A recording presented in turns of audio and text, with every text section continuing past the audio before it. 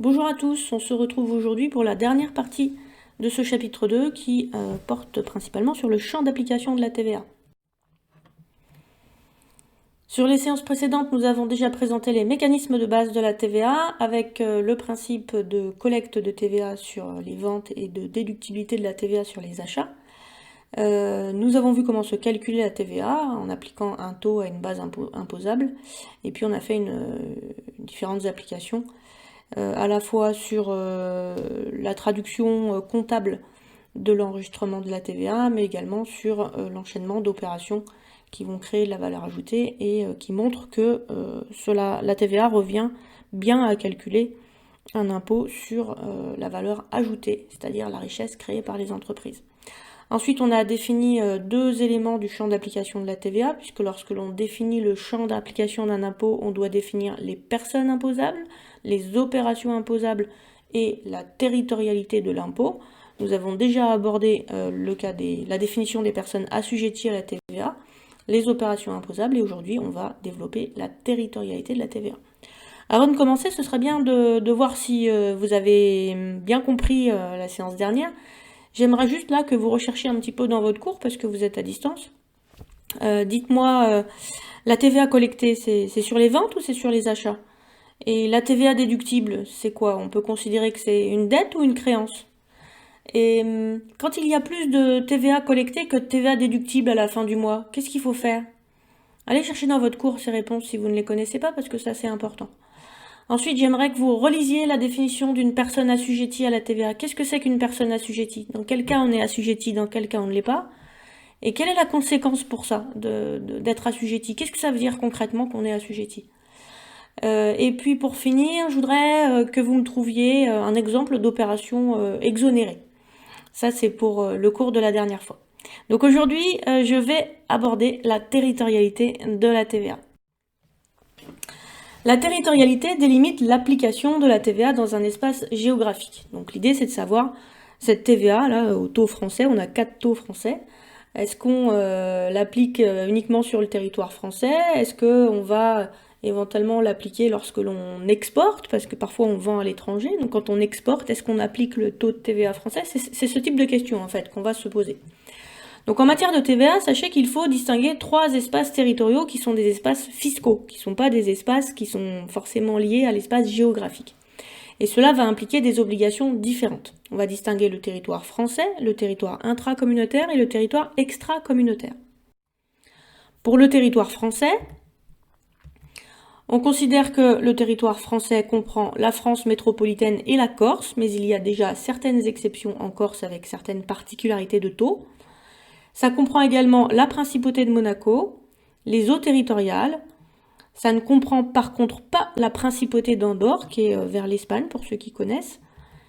Ça ne comprend pas non plus tout ce qui est département d'outre-mer, région d'outre-mer, principauté d'outre-mer, collectivité d'outre-mer, territoire d'outre-mer. Donc Guadeloupe, Martinique, Mayotte, la Guyane française, tout ça, c'est pas considéré comme faisant partie du territoire fiscal français au regard de la TVA, d'accord? Juste au regard de la TVA, hein. Sinon nos amis guadeloupéens sont évidemment les bienvenus sur le territoire français, hein. Vous êtes tous français. Ensuite, on a le territoire intracommunautaire. Le territoire intracommunautaire, il comprend tous les pays de l'Union européenne. Donc il y avait 28 pays dans l'Union européenne, vous en avez la liste dans votre polycopier. Il y en aura bientôt plus que 27. Alors vous allez me dire, bah oui, mais c'est déjà fait, l'Angleterre, ils sont déjà partis, le Royaume-Uni, ça y est, ils s'en vont. Mais en matière de fiscalité, en fait, ils ont encore un petit peu de répit jusqu'à la mise en place effective de l'accord du Brexit, qui aura lieu au 31 décembre 2020. Et donc là, ils devront avoir leur propre territoire qui deviendra de fait un territoire extra-communautaire pour nous, puisqu'ils ne feront plus partie de l'Union européenne. Donc vous avez la liste de ces pays de l'Union européenne. Ce serait bien quand même de savoir à peu près qui fait partie de l'Union européenne, parce que ça fera partie un petit peu des exercices. Et je vous ai donné les taux de TVA de ces différents pays, pas pour que vous les appreniez évidemment, mais simplement pour que vous constatiez à quel point il peut y avoir des taux qui sont différents au sein même de l'Union européenne. Donc par exemple, quand vous regardez, vous avez, on va regarder le taux normal. Vous prenez le taux normal du Luxembourg, il est à 17%, c'est le taux le plus faible, alors que chez nous il est à 20%.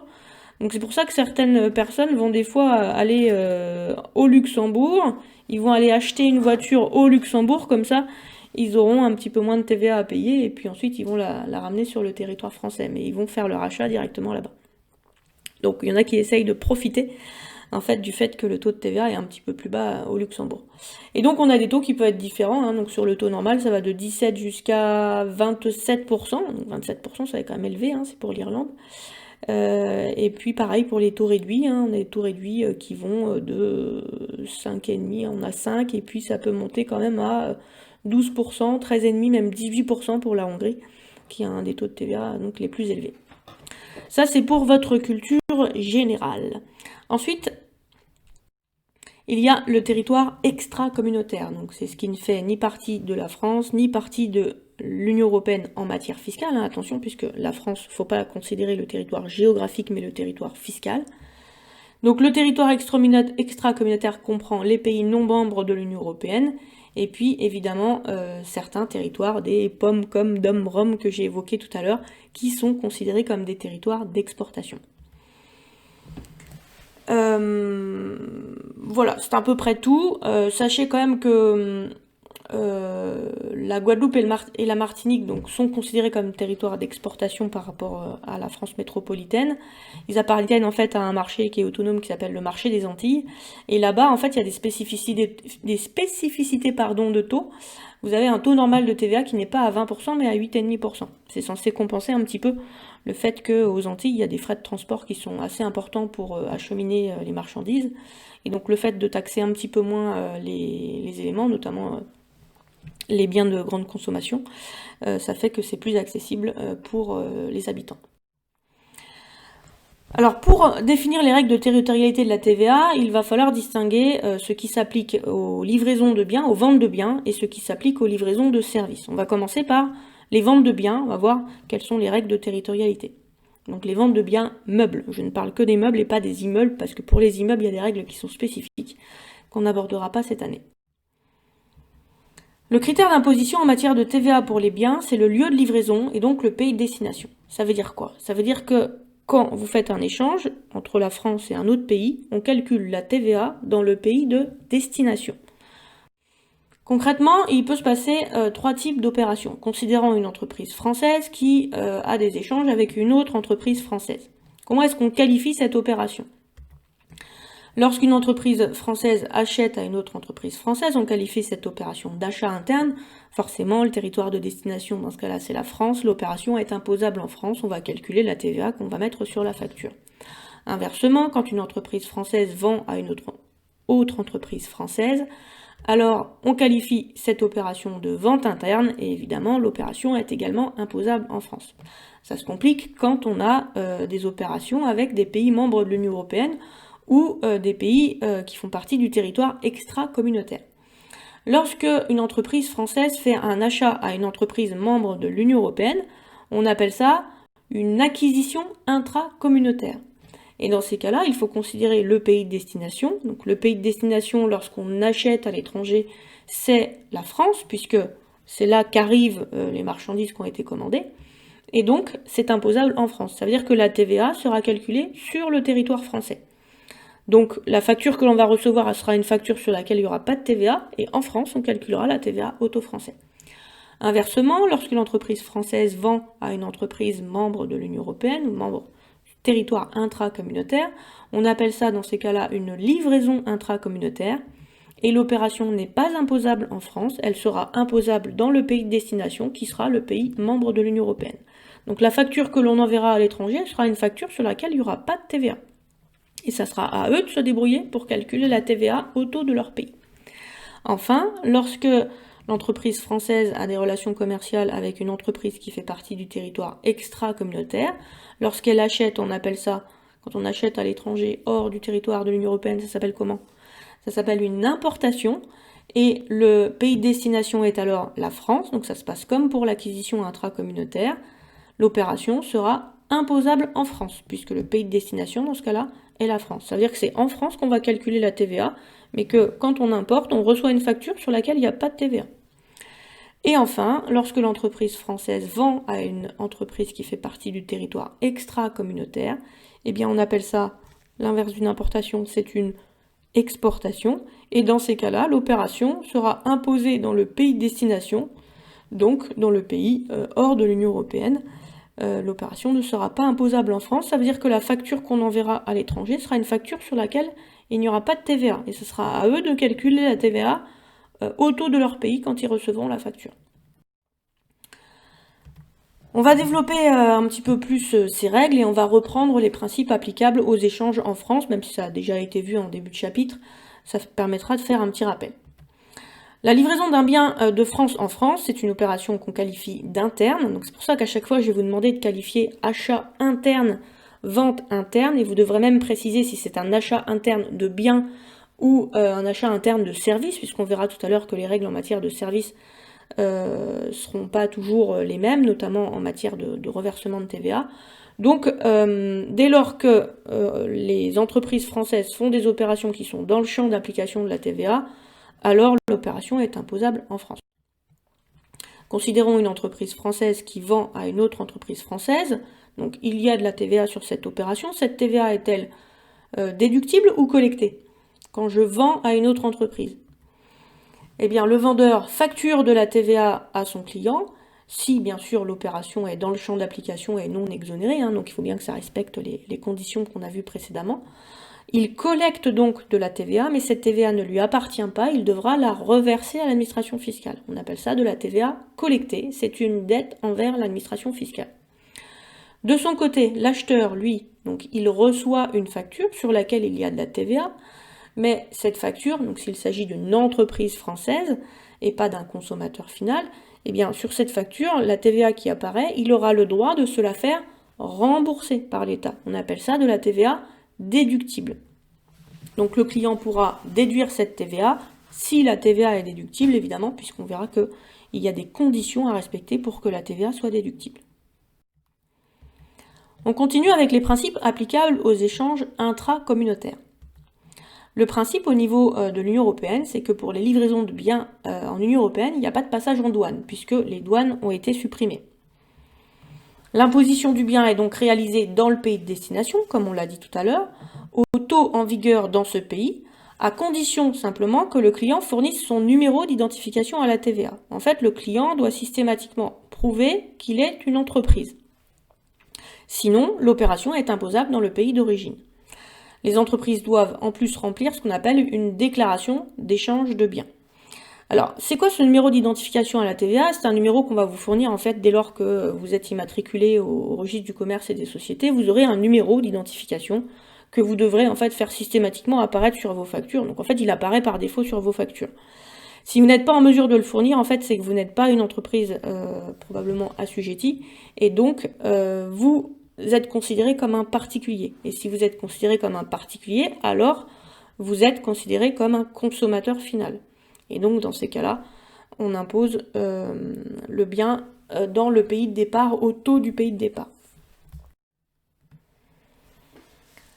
Considérons dans un premier temps les livraisons intracommunautaires. Lorsqu'il y a une livraison intracommunautaire, donc vous vendez à une entreprise qui est membre de l'Union européenne. Le fournisseur livre les marchandises au client.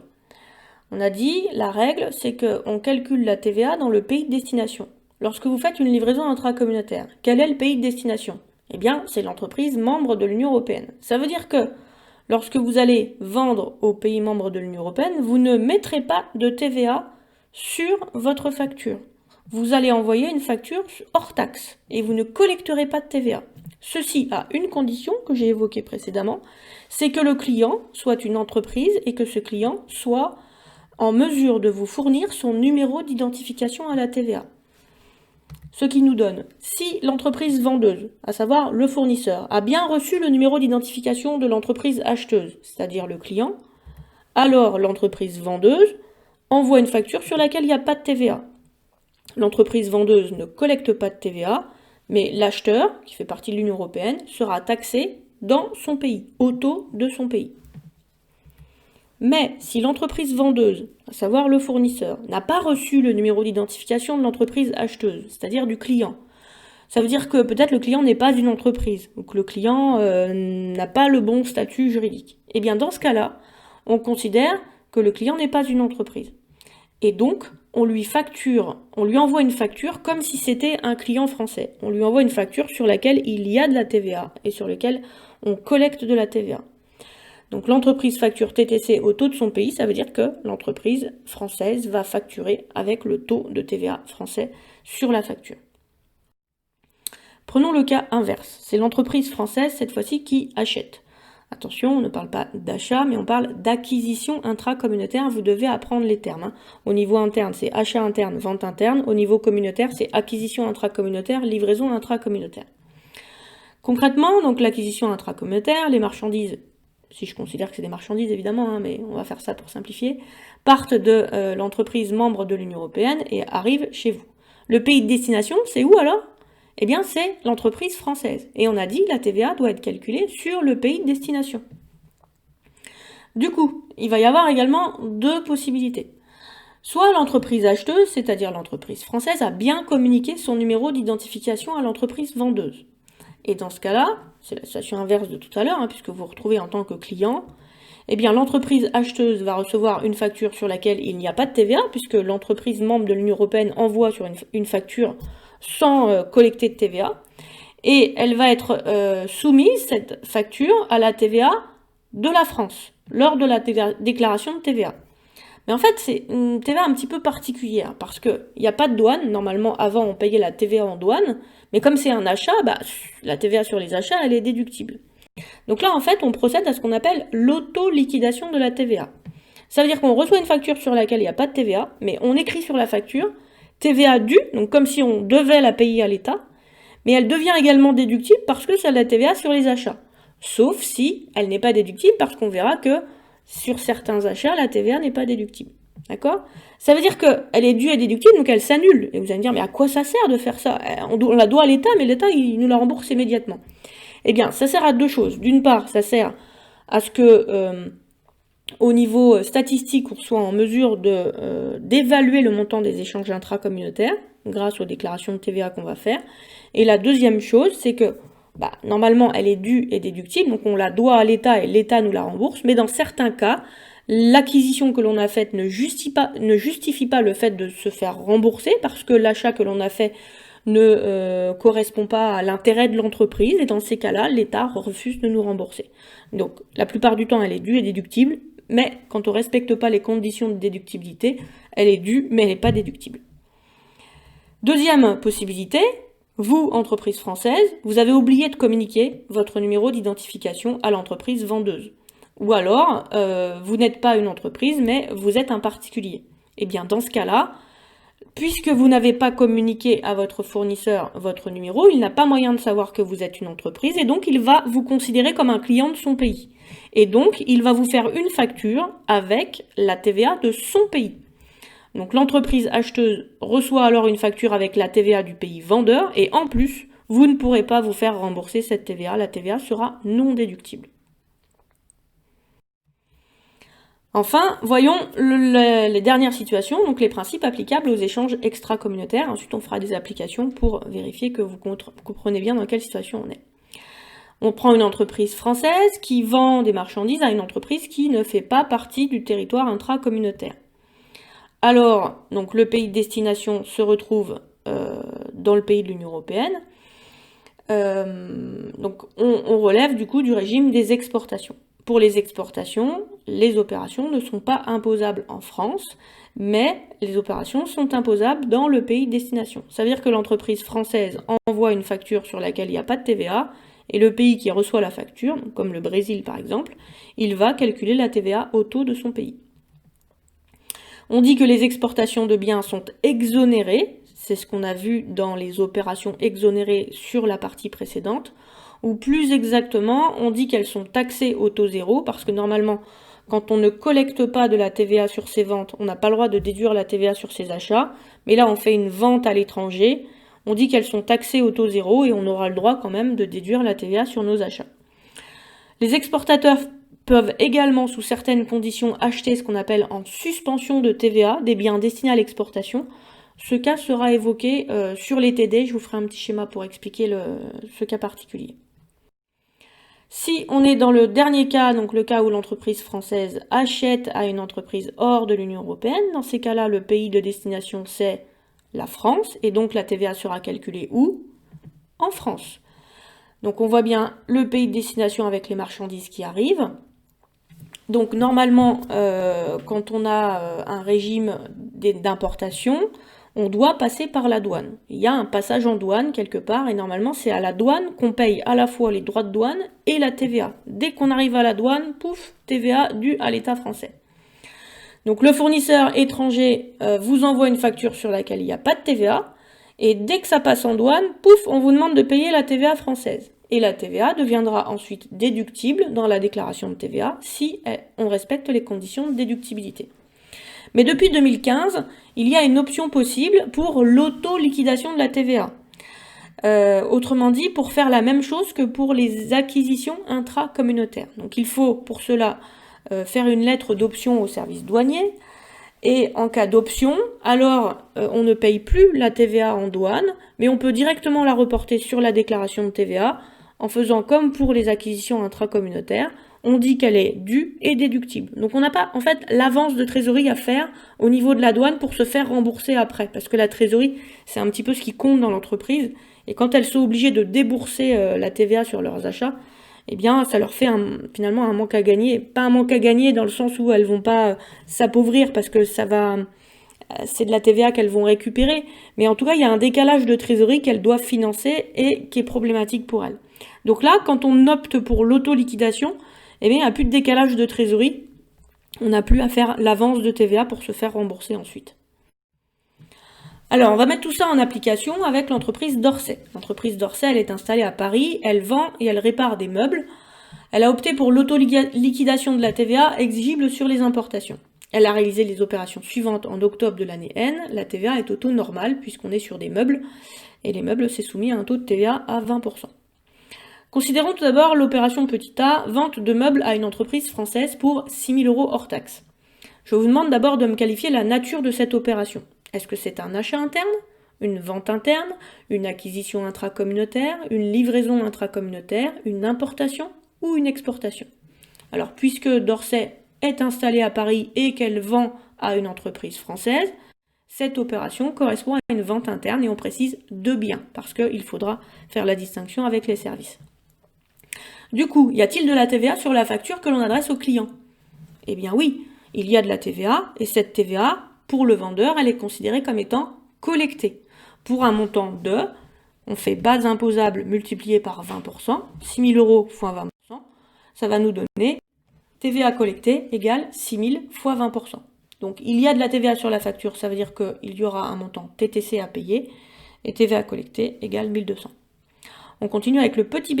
C'est un achat de meubles en France pour 600 € hors taxe. À quoi correspond cette opération? Comme tout à l'heure, achat interne, vente interne, acquisition intracommunautaire, livraison intracommunautaire, importation, exportation. Ici, c'est un achat en France, donc il s'agit d'un achat interne de biens. La facture que vous recevez est donc une facture sur laquelle il y a de la TVA. Et cette TVA est-elle collectée, déductible, due? Elle est comment? Eh bien, quand on fait un achat, on a de la TVA qui est déductible, qui correspond à une créance sur l'État, car on aura le droit de se la faire rembourser si elle rentre effectivement dans l'activité de l'entreprise. Donc on a une TVA déductible sur autres biens et services, puisque on considère que les meubles sont destinés à être revendus et non à être conservés, sinon on aurait mis de la TVA déductible sur immobilisation. Et donc ça nous donne 600 fois 20%, soit 120 €. Continue avec le petit c. Un achat de meubles auprès d'un fournisseur belge à qui Dorset a communiqué son numéro d'identification intracommunautaire pour 2 000 €. Alors, quelle est la nature de cette opération? On achète des meubles à un fournisseur qui n'est plus en France mais qui est belge.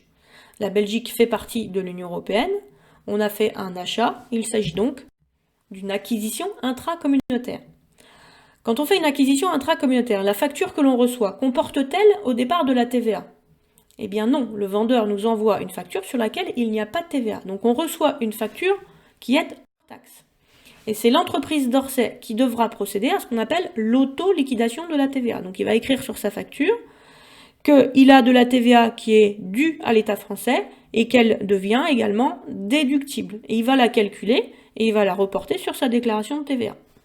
Donc elle doit procéder, l'entreprise d'Orsay, à l'auto-liquidation de la TVA, ça veut dire que c'est elle-même qui calcule la TVA au taux français, et cette TVA sera à la fois due et déductible dans la déclaration de TVA. Donc la TVA due, c'est une dette, et la TVA déductible, c'est une créance. Donc les deux s'annulent. Concrètement, ici, le montant de la TVA due et déductible sera de 2000 fois 20%, soit 400 € pour les deux. On passe à l'opération D. Si ça va trop vite, évidemment, vous faites pause sur la vidéo. On continue avec une vente de meubles à une entreprise grecque pour 4000 € hors taxe. Elle nous a communiqué son numéro d'identification intracommunautaire. Donc, l'entreprise d'Orsay vend à une entreprise grecque. La Grèce fait-elle partie de l'Union européenne? Oui, toujours. Ils sont peut-être un petit peu en faillite, mais ils font toujours partie de l'Union européenne. Donc ici, on est dans le cas, non pas d'une acquisition intracommunautaire, mais on vend à une entreprise qui fait partie de l'Union européenne, ça s'appelle une livraison intracommunautaire. Sur cette opération, y a-t-il de la TVA? Est-ce que y a de la TVA sur la facture que l'on envoie à l'entreprise grecque? Eh bien non, par défaut, c'est une opération qui est exonérée de TVA, car le client est un assujetti à la TVA et qu'il a bien fourni son numéro d'identification. Si ça n'avait pas été le cas, alors on aurait mis de la TVA sur la facture. Mais là, il est en mesure de prouver qu'il est une entreprise. Du coup, la facture qu'on envoie est une facture hors taxe. Et le client grec, eh bien, lui, probablement, il va payer la TVA grecque à l'État grec au taux de son pays, donc sur le pays de destination. On continue avec la vente de meubles à un particulier anglais pour 3000 € hors taxe. Alors ici, on a vendu à quelqu'un qui est anglais. On a vendu à quelqu'un qui fait partie encore du territoire intracommunautaire. Mais ce particulier n'est pas en mesure de nous fournir son numéro d'identification à la TVA. Donc normalement, on aurait assimilé ça à une livraison intracommunautaire, comme l'opération qu'on vient de faire. Mais là, on peut pas, parce que on n'est pas en train de vendre à une entreprise, on est en train de vendre à un particulier. Donc on va faire comme s'il était français, ce particulier, et on va lui mettre de la TVA sur la facture. Donc c'est une opération qui est assimilée à une vente interne, car le client est un particulier. Ça veut dire qu'on fait comme assimilé à une vente interne, on fait comme si c'était un client français. La facture établie par d'Orsay est donc TTC, avec de la TVA au taux français dessus. On a donc de la TVA qui est collectée, puisqu'on est en train de faire une vente, pour 3000 fois 20%, c'est-à-dire 600 €. On continue avec une vente de meubles à une entreprise luxembourgeoise. Elle ne nous a pas communiqué son numéro d'identification intracommunautaire. C'est une vente pour 1600 € hors taxe. Pour d'Orsay, alors on a vendu à une entreprise luxembourgeoise. Le Luxembourg, ça fait partie de l'Union européenne aussi. Mais le vendeur ne nous a pas communiqué son numéro d'identification. Alors c'est une entreprise, mais il n'a pas donné son numéro. Donc on considère que c'est comme un particulier français. On va donc assimiler cette opération à une vente interne, car il ne nous a pas communiqué son numéro d'identification. Donc on fait comme juste au-dessus. On établit une facture qui est TTC avec de la TVA au taux français et on va collecter de la TVA sur cette opération. Cette TVA s'élève à 1600 multiplié par 20%, soit 320 €. On continue avec l'acquisition d'une machine à un fournisseur suisse pour 3000 € hors taxe. Alors, j'achète à un fournisseur qui est suisse. Est-ce que la Suisse fait partie de l'Union européenne? Eh bien non, la Suisse n'a jamais fait partie de l'Union européenne, pas du territoire intracommunautaire. Bien sûr, géographiquement, ils sont dans l'Europe, mais ils ne font pas partie de l'Union. Donc pour cette opération ici, on a acheté à l'étranger sur une entreprise qui ne fait pas partie du territoire intracommunautaire. Il s'agit donc d'une importation. La facture que l'on reçoit, du coup, y a-t-il de la TVA dessus? Le vendeur, lui, quand il a vendu, il s'est dit « je suis en train de vendre à l'étranger, quand je vends à l'étranger, c'est exonéré ». Donc en fait, la facture que l'on reçoit, nous, est hors taxe. L'entreprise d'Orsay, il est noté que sur le début de l'énoncé qu'elle a opté pour le régime de l'auto-liquidation sur ses importations. Ça veut dire que sur sa facture hors taxe, en fait, elle va la recevoir, elle ne va pas payer la TVA en douane, comme si elle n'avait pas opté pour l'autoliquidation. Elle va calculer elle-même sa TVA, qui va être à la fois due et déductible, comme pour les opérations intracommunautaires. Donc elle calcule elle-même la TVA qui sera à la fois due et déductible dans la déclaration. Le montant de cette TVA est de 3000 fois 20%. C'est à la fois une dette envers l'État pour la TVA due, c'est de la TVA qu'on qualifiera d'exigible, et c'est également une créance sur l'État puisqu'il y a de la TVA déductible sur immobilisation. Opération H, on a une vente de meubles à une entreprise turque. Est-ce que la Turquie fait partie de l'Union européenne? Non plus. Donc on est en train de faire une vente ici à quelqu'un qui est dans le territoire extra-communautaire. Cette opération est donc qualifiée d'exportation. Lorsque l'on fait une exportation, la TVA est calculée dans le pays de destination. Or, le pays de destination dans le cas présent, c'est la Turquie. Donc, lorsque l'on envoie la facture à l'entreprise turque, eh bien, la facture est établie hors taxe. Il n'y a pas de TVA. On dit que les exportations, ce sont des opérations exonérées de TVA. De manière générale, quand on vend à l'étranger, pour peu qu'on ait les numéros d'identification au niveau intracommunautaire, c'est exonéré. C'est marqué dans les cas d'exonération qu'on a vu dans la partie 2 de cette deuxième partie. La facture établie par Dorset est hors taxe. Enfin, pour la vente de meubles aux clients installés en Guadeloupe, pour 800 €, pour Dorset, cette opération, alors on vend en Guadeloupe. La Guadeloupe, tout à l'heure, je vous ai dit, attention, la Guadeloupe fait partie du territoire géographique français, mais au niveau fiscal, elle est considérée comme territoire d'exportation. Donc pour Dorset, cette opération est assimilée à une exportation. La facture établie par Dorset, comme tout à l'heure, est hors taxe. Et en fait, le client guadeloupéen, pour information, alors c'est pas à prendre ça, hein, mais le client guadeloupéen va payer la TVA en Guadeloupe au taux de la Guadeloupe qui est de 8,5% pour ce qui remplace les taux à 20%. Faisons la synthèse des opérations qui concernent les biens. Lorsque l'on fait un achat interne de biens, le pays de départ est l'entreprise française et le pays d'arrivée est l'entreprise française. Quel type de TVA y a-t-il sur les achats? Est-ce que c'est de la TVA collectée, de la TVA due ou de la TVA déductible? Eh bien, il s'agit de TVA déductible. Voyons maintenant le cas des ventes internes, c'est-à-dire les ventes où il y a une entreprise française qui vend à une entreprise française. Le pays de départ est alors la France, le pays d'arrivée est alors la France. Quel type de TVA y a-t-il sur les ventes internes? Est-ce que la TVA est collectée, due ou déductible? On l'a vu, sur les ventes, il y a de la TVA qui est collectée, qui devra être reversée à l'État. Il s'agit donc d'une dette envers l'État. Considérons maintenant les acquisitions intracommunautaires. Lorsque je fais une acquisition intracommunautaire, le pays de départ correspond à un pays membre de l'Union européenne et le pays d'arrivée correspond à la France, puisque c'est la France qui achète à l'étranger.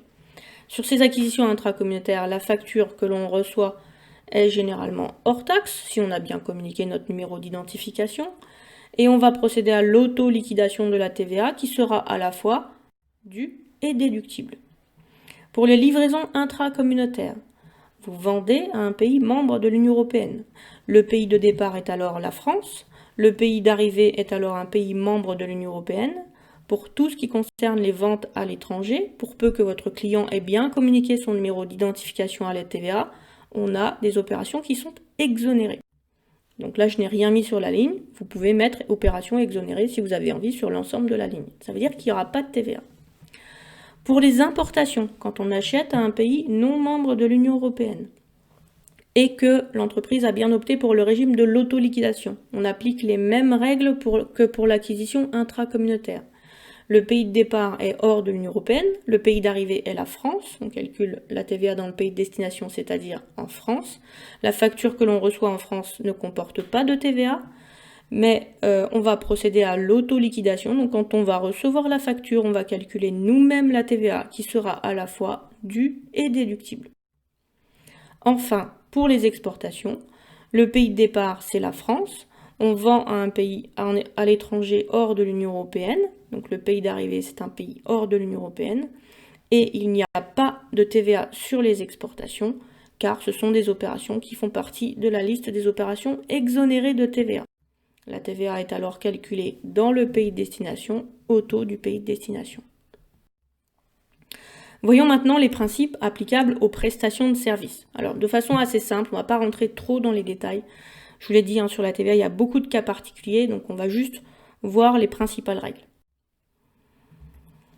Le principe général, c'est que lorsqu'il y a des prestations de services entre assujettis, c'est-à-dire entre deux entreprises qui collectent et qui déduisent la TVA, le lieu d'imposition est la France lorsque le preneur de la prestation de service, qui s'appelle en fait le client, est un assujetti qui y est établi.